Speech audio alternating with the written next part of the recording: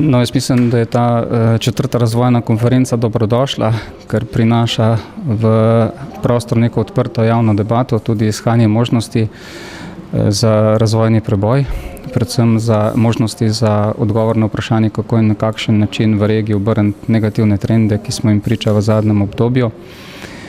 Jaz sem izpostavil, v katerem delu lahko vlada opravi določene aktivnosti, seveda pa je največji del odgovornosti na tistih, ki lahko te ugodne okoliščine, spremenjene okoliščine na nek način tudi izkoristijo. Regija ima nesporno velik potencial, tako na področju dejavnosti, ki so bile že tradicionalno dobre in imajo ponovno odprte trge, kot tudi na področju dejavnosti, ki še niso bile v taki meri izkoriščene, kot bi lahko bile v preteklosti. Tukaj mislim predvsem na turizem, kjer se odpirajo nove možnosti in koraki v to smer so bili že zastavljeni.